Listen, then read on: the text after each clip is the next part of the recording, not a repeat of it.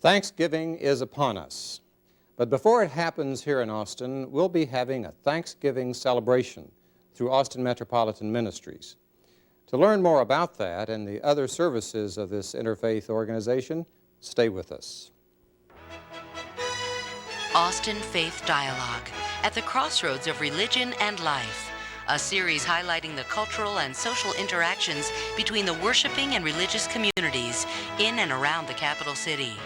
Austin Faith Dialogue is brought to you by the Austin Metropolitan Ministries in cooperation with KXAN. Join us now in Austin Faith Dialogue.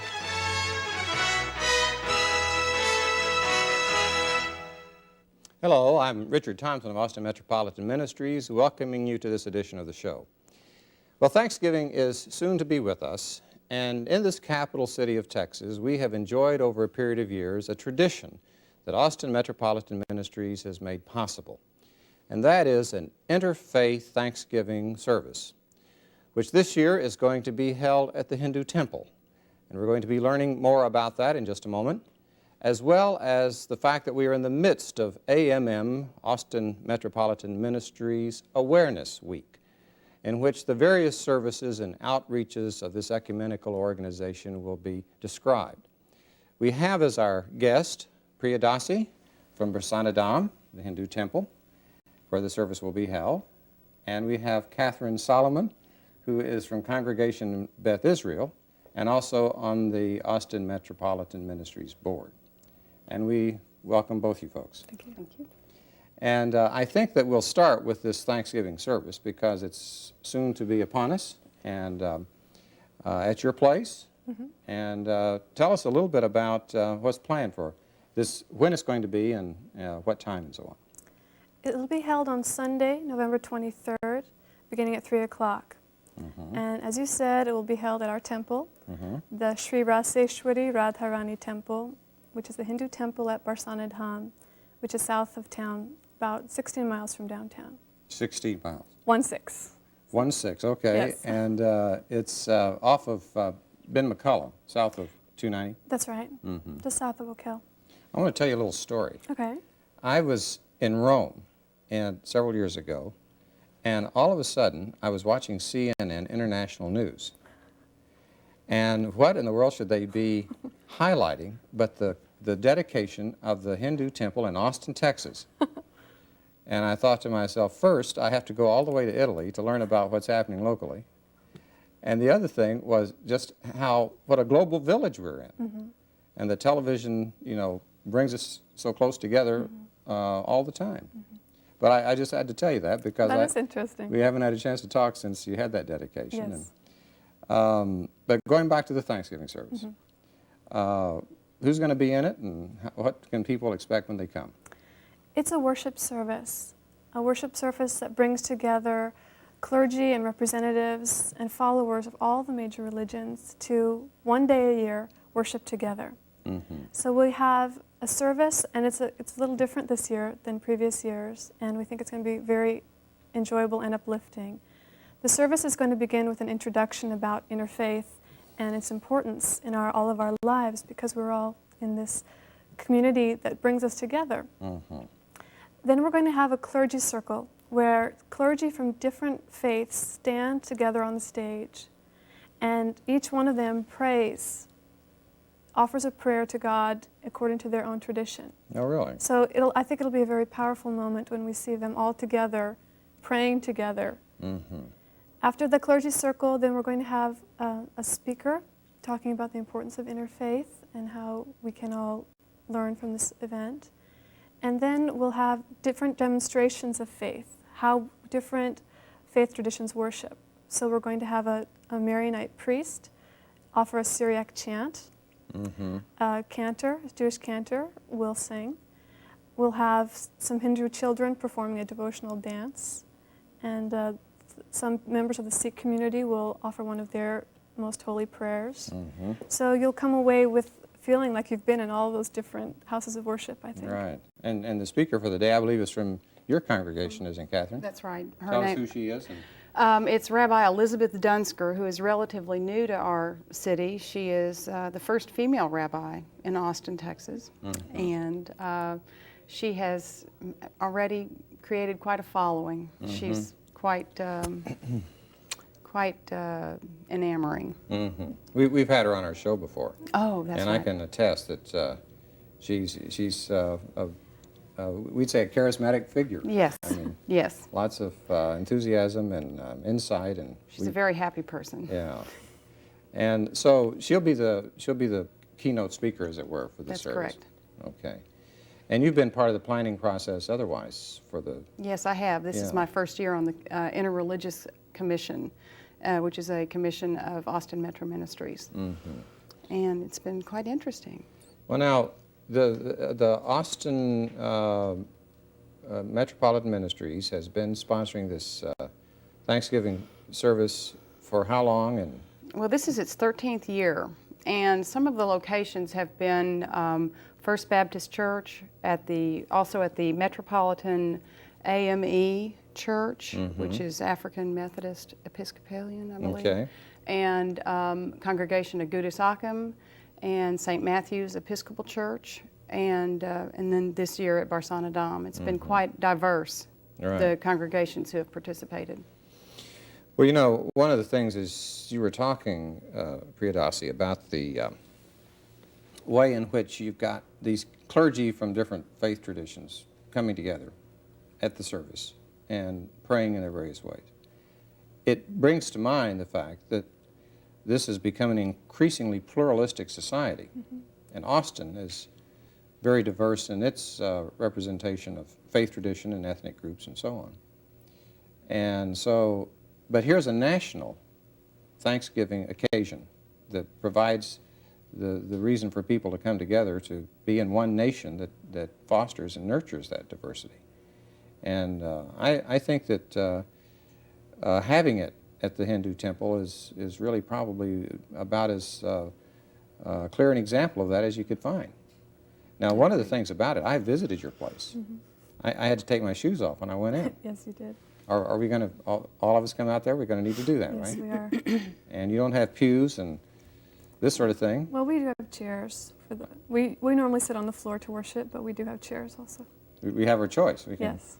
either sit or on the chairs or otherwise like you do. And we have guests coming in all the time. Our temple tower is 90 feet tall, and it's seen from Camp Ben McCullough Road. And people just are intrigued by it. It's a very amazing structure, so they come in all the time, having no idea it's a Hindu temple or what is Hinduism. Yeah. And they take off their shoes before they come inside. And after a few minutes, we find that everyone is extremely comfortable with the whole situation, because the way that Hindus believe is that we're all worshiping the same God. You do it in a different way, and I do it in a different way, but there's a respect, an inherent respect in the Hindu faith.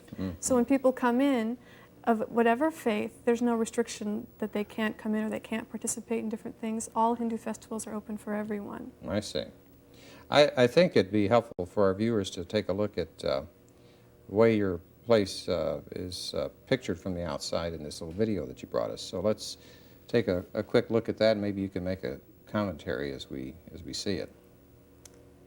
This is the back of the temple, and this temple is, in fact, the largest Hindu temple in North America. We're seeing the shrine with the temple tower. That's a very traditional temple architecture in northern India, that tower. And that's actually the shrine.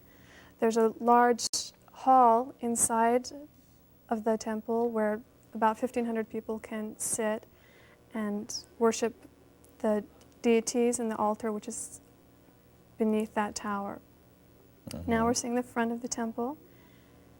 It has been under construction since 1993, and it's not really complete yet, but pretty close now. And you're on a acreage of land out there. How large is that? We have 200 acres, and in fact, we've made those 200 acres to represent a holy area in North India, which is called Vrindavan Braj. And we've made the land to represent some of those holy places there. So Barsana Dham has really become a place of pilgrimage for Hindus in America. When they can't go back all the way across the I ocean see. to visit that holy place, Right. these very holy places are represented there on the land. It's a very unique Hindu temple. There isn't anything else like it, in fact, outside of India. Really?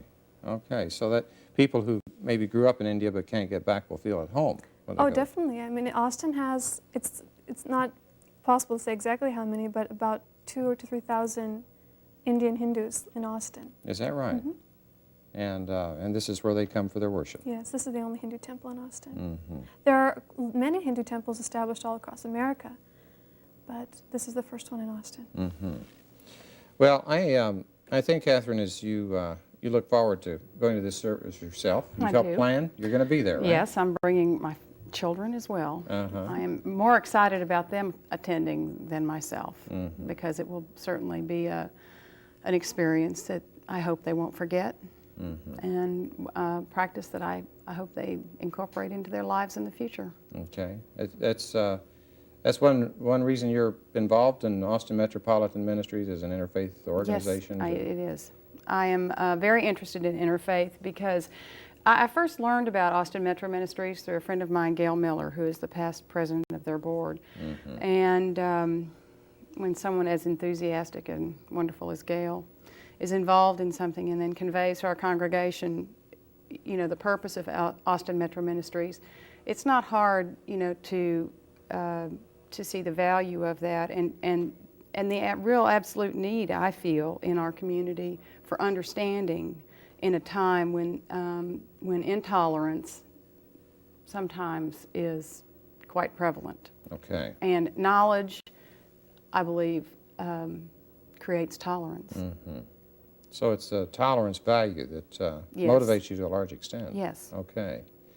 I would like to come back to Austin Metropolitan Ministries services beyond this Thanksgiving celebration in the second half of the show. But I do want, while we're in the first half, to have the information that we've been talking about brought up on the monitor for folks to get a little bit better picture of what we're seeing there.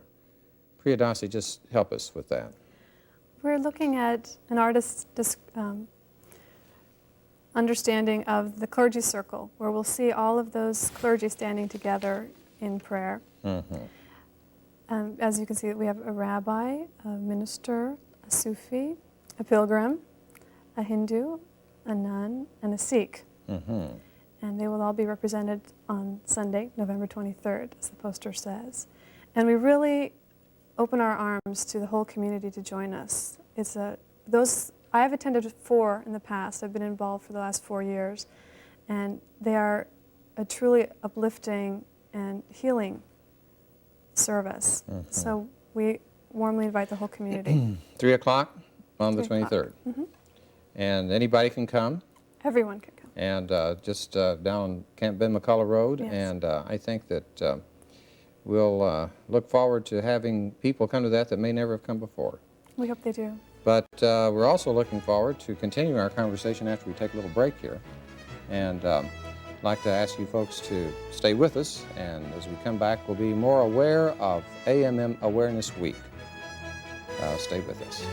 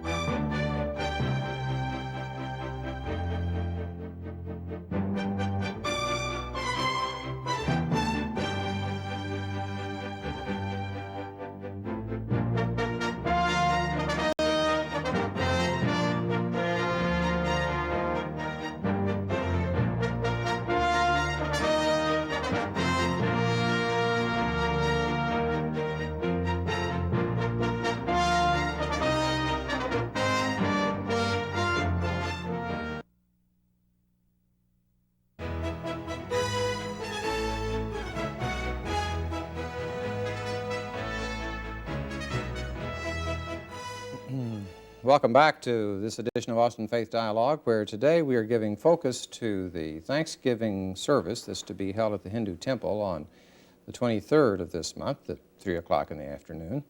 And now that we're in the second half of the show, we're going to give a little more emphasis to Austin Metropolitan Ministries Awareness Week. AMM is not only the sponsor of that particular service, but of many others in the community. We have Priya Dasi from Rasanadam, the Hindu temple, and we also have Catherine Solomon from the Congregation Beth Israel. Now, Catherine, you are a member of the Austin Metropolitan Ministries Board. Yes, that's You right. have helped plan this Awareness Week. You're raising consciousness in this community. How are you going to do it? Well, we have several large celebrations, and one of them has already occurred, and that was Walk in the Walk, which was at St. Edward's University, which was a social fundraiser for different commissions of Austin Metro Ministries. One that is coming up is the International Holiday Market, and that will feature third world country artists and as well as some homeless art. And the money that is made from that will go back directly to the artists. And then we have, of course, the Thanksgiving service, which is on November 23rd, and then the Austin Homeless Artist Guild, I believe is the name of the group. They feature artwork from homeless youth as a way for the youth to reconnect with society. And all the funds from that go back to the artists as well. Okay, I'd like to focus on that last one because the other activities that you named for AMM and Awareness Week, the Thanksgiving service, the Walk in the Walk, and the International Holiday Market, we've had before. But for the first time, we're having this art program or show that features the work of homeless young people. Right. And there's a story connected to that you told me before the show. If you'd share it with everyone at this point, I'd appreciate that. All right. Austin Metro Ministries is fortunate to have VISTAs, Volunteers in Service to America, working in our different commissions that are related to homelessness.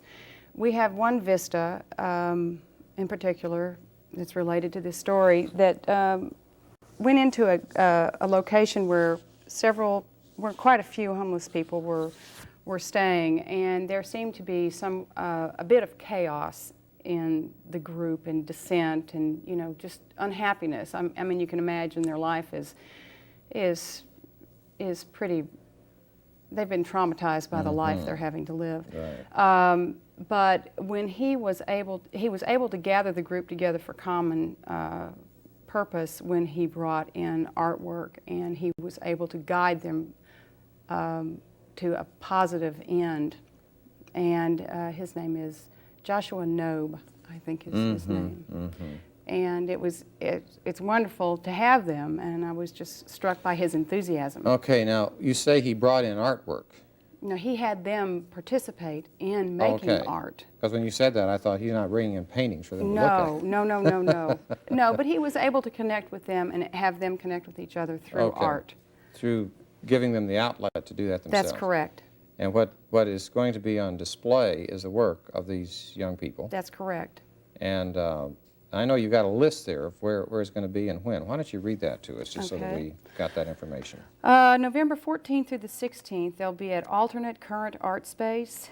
Spirit Echoes Gallery will be from November 24th through December 8th. The Magnolia Cafe will have the show January 1st through the 31st.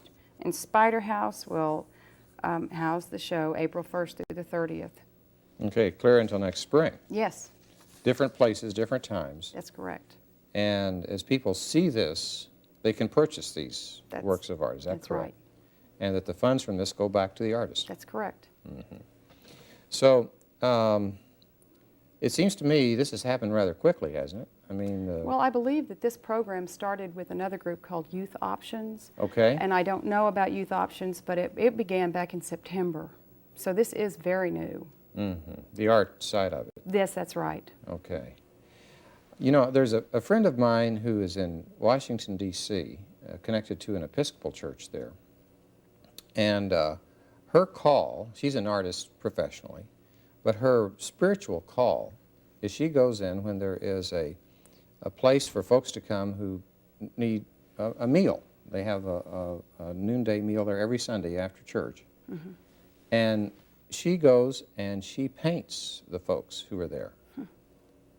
And over a period of years, she has done this. And people love having, your picture either taken or painted. Sure. And it's something which she gives to them, a copy to them, the original to them. And then there are copies that are made available to the community on postcards and so on as they give permission for that to be distributed, and the funds go back into that work. It reminds me of that when you said this. Mm-hmm. That somehow art is what gets into people's souls, That's and in right. which their souls come out. We can all relate to art in one way or another, and it reconnects us. Yeah. And what was the outcome in terms of the you said there was some conflict within the group? Well, it became more peaceful, I suppose. I wish I had been there to see it, but hearing Joshua talk about it, mm-hmm. It was as if we could all imagine. Yeah, it was a breakthrough, it sounds like. It was a breakthrough. Okay. Now we can see this right away at the first place that you mentioned. And just during AMM Awareness Week, what's that place that it starts out at? It starts out at the Alternate Current Art Space. is the name. Alternate Current Art Space. Yes. Do we know where that is? I do not know where that is. I'm sorry. Well, we'll look it up. I hope it's in the phone book. If not, they can call Austin Metro Ministries office at 472-7627, Yeah. and they can be given the address. Okay. Are you familiar with this particular activity she's talking about here? No, I'm not, but I was going to suggest that AMM would be happy to answer any questions about it. Right. 472-7627. That's Got correct. that one memorized. Yes, I do. Okay. The art. I mean, in your faith tradition, art plays a vital part. My visitation out there showed that to me, and I've known about that over the years. Mm-hmm. But we're going to have some artistic expression at this Thanksgiving service, are we not? Well, the Hindu children will be performing a dance, and it's a very lovely expression of dance, faith through their dance. Mm-hmm. Is this something you do as part of your services regularly, have the children involved in this way? We do it on special occasions. A few times a year, we gather together a lot of different types of dance, Hindu dance, that express different, some of the dances express very sweet devotional feelings of certain saints who wrote songs, and dances have been made on those, and some are very elegant representations of how God would look if you danced. A lot of different ways. Shiva, In the intro, Shiva is a god of the dance, isn't he? he's a beautiful dancer. Yes. Not the god of dance, but he That's part of the image that we he have. dances, yes. Uh-huh. And actually, in the intro, you showed some Hindu children doing a dance. Okay. Oh, yeah, and in the introduction to our Yes. show. Yeah, right. Which we show every week. So if Yes. people missed it the first time, they can tune in next week. David danced by the Ark. I mean, do you have dance in your services? Oh, not in our service, but we certainly enjoy dance. Israeli dancing is a big part of the Jewish community. Mm-hmm. It is a fun activity. It is something that adults and children can participate in. Well, you know, it's something about it draws upon your whole being.